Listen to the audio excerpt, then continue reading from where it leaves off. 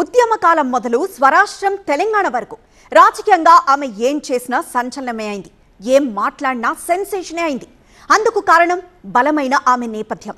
కొన్నేళ్లుగా డక్కా ముక్కీలు తింటున్న ఆ మహిళా నేత ఇప్పుడు మరోసారి పొలిటికల్ గా యాక్టివ్ అయ్యారు.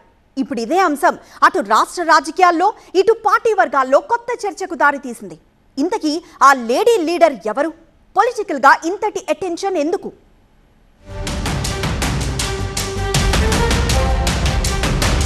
కవిత చుట్టూ తెలంగాణ రాజకీయం.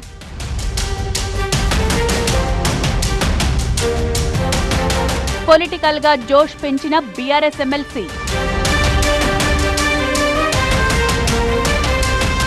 బీసీ నినాదమెత్తుకున్న బతుకమ్మ. రెండు జాతీయ పార్టీలు, అది కాంగ్రెస్ కావచ్చు బీజేపీ కావచ్చు, అడుగడుగునా బీసీలకు అన్యాయం చేసిరు తప్పితే ఎక్కడ కూడా న్యాయం చేయలేదు. సీఎం నినాదం చేస్తోన్న క్యాడర్. జై తెలంగాణ, జై తెలంగాణ. ఇటువంటి ఇబ్బందులకు నన్ను నా కుటుంబాన్ని సాల్వ్ చేసిన వారికి తప్పకుండా వడ్డీ సమేతంగా చెల్లిస్తాం. ఢిల్లీ లిక్కర్ కేసులో అరెస్ట్ అయి 6 నెలలు జైలు జీవితం గడిపిన బీఆర్ఎస్ ఎమ్మెల్సీ కల్వకుంట్ల కవిత విడుదలయ్యాక చెప్పిన మాటలివి. అనేక వాదనలు విచారణల అనంతరం బెయిల్పై బయటకొచ్చిన ఆమె ప్రత్యర్థులకు చాలా స్ట్రాంగ్ గానే వార్నింగ్ ఇచ్చారు. జైల్లో పెట్టి తనను జగముండిలా మార్చారని, తనను ఇబ్బంది పెట్టిన వారికి వడ్డీతో సహా చెల్లిస్తానంటూ పిడికిలి బిగించి మరీ అపోనెంట్స్ కు బలమైన మెసేజ్ పంపించారు. అయితే ఆ తర్వాత అనారోగ్య కారణాలతో కొన్నాళ్లు రెస్ట్ తీసుకున్న కవిత చేసిన శబదానికి తగ్గట్లుగానే మరోసారి రాజకీయంగా యాక్టివ్ అవుతున్నారు. ఇటువంటి ఇబ్బందులకు నన్ను నా కుటుంబాన్ని సాల్వ్ చేసిన వారికి తప్పకుండా వడ్డీ సమేతంగా చెల్లిస్తాం. నేను తెలంగాణ బిడ్డను, నేను కేసీఆర్ బిడ్డను, నేను తప్పు చేసే ప్రసక్తే లేదు. నేను మొండిదాన్ని అనవసరంగా జైలుకు పంపి నన్ను జగమొండిని చేసిండు. ఇంకా ప్రజాక్షేత్రంలో గట్టిగా పనిచేస్తాం, కమిట్మెంట్ తో పనిచేస్తాం, అందరితో కూడా నిలబడి ఉంటామని తెలియజేస్తున్నాం. By sending us to jail illegally, they only made BRS and KCR's team unbreakable.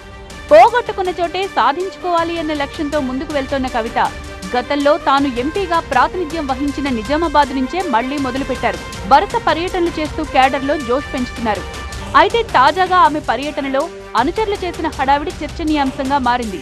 Kavitha BC నినాదంతో ముందుకు వెళ్తుంటే వాళ్లు మాత్రం నాయకురాలి మీటింగ్లో సీఎం సీఎం అంటూ నినాదాలు చేయడం బీఆర్ఎస్ లో గుసగుసలకు కారణమైంది.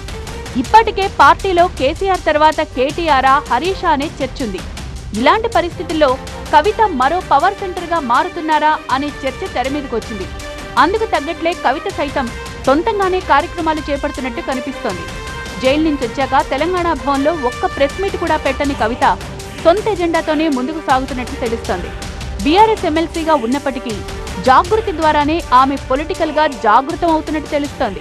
ఇటీవల అనుచరులు చేసిన సీఎం సీఎం అనే నినాదాలు సైతం దానికి ఫాలో అప్ గా వచ్చాయనే గుసగుసలు వినిపిస్తున్నాయి. జై తెలంగాణ, జై తెలంగాణ. తాజా పరిణామాలు అటు రాజకీయ వర్గాల్లో ఇటు బీఆర్ఎస్ వర్గాల్లో చర్చనీయాంశమవుతున్నాయి. మరీ ముఖ్యంగా కవిత పొలిటికల్ కెరీర్ ను ప్రస్తావిస్తూ బీఆర్ఎస్ లో సీఎం సీటు కోసం పోటీ పెరిగిందంటూ గతంలో ముఖ్యమంత్రి రేవంత్ రెడ్డి చేసిన వ్యాఖ్యల్ని గుర్తు చేస్తున్నారు రాజకీయ పండితులు. ఆయన ఏమనుకుంటున్నట్టు నిన్న పేపర్లో చూసిన జైలుకు పోయిన వాళ్ళందరూ అయినరానా? ఆ లెక్కన ముందుగాల వాళ్ళ చెల్లెలు పోయింది. మరి ఆల్రెడీ వాళ్ళ చెల్లెలు జైలుకు పోయి వచ్చింది. అట్లా కూడా ఈయనకు అవకాశం లేదు కదా. ఆ ఛాన్స్ ఒకవేళ తీసుకుంటే కేసీఆర్ ఫ్యామిలీలా ఆల్రెడీ వాళ్ళ చెల్లెలు జైలుకు పోయి వచ్చింది. ఆ ఛాన్స్ ఆల్రెడీ వాళ్ళ చెల్లెలు కొట్టేసింది. ప్రస్తుత పరిణామాలపై ప్రత్యర్థుల కౌంటర్లు కూడా అదే స్థాయిలో ఉన్నాయి. జాతకం ప్రకారం సీఎం అయ్యే అవకాశాలున్నట్టు ఎవరో ప్రముఖ జ్యోతిష్య నిపుణులు కవితకు చెప్పారట. అందుకే ఆమె ఆ దిశగా ప్రయత్నాలు మొదలెట్టారంటూ గోనె ప్రకాశ్రావు వ్యంగ్యాస్త్రాలు సంధించడం ఆసక్తి రేపుతోంది. పోటీ నడుస్తుందమ్మా. జాతకం ఏదైతుందో నాకు తెలిసిన ప్రకారం నీకు ఒక జాతకుడు దొరికింది లేటెస్ట్గా జైలుకి వెళ్ళి వచ్చినాక. నువ్వు ముఖ్యమంత్రి అవుతావని చెప్పిండట. ఈరోజు జగన్మోహన్ రెడ్డి గారు జైలుకు పోయి ముఖ్యమంత్రి అయింది. చంద్రబాబు గారు అయింది. తర్వాత ఇంకోరో జైలుకు పోయి అయింది కదా మన ముఖ్యమంత్రి మూడో అయిన ఎవరు? జగన్. మన రేవంత్ రెడ్డి గారు నేను కూడా ముఖ్యమంత్రి అవుతా అని అన్నకు పోటీగా ముఖ్యమంత్రి స్లోగన్. అక్కడనేమో నిజామాబాద్లో ముఖ్యమంత్రి కాబోయే ముఖ్యమంత్రి జై జై ఇటువంటి స్లోగన్ ఇవ్వద్దని చెప్పాలి కదా, చెప్పాల. నిన్న నూతన సంవత్సరంలో కేటీఆర్ గారి సమక్షంలో అక్కడ కేటీఆర్ ముఖ్యమంత్రి, ఈ ఇద్దరు ముఖ్యమంత్రులు పోటీ ఏంటమ్మా? అయితే బీఆర్ఎస్ అధికారంలోకి వస్తే ఎవరు సీఎం అనే విషయంలో కేసీఆర్, కేటీఆర్, హరీష్లు ఇప్పటికే స్పష్టత ఇచ్చారు.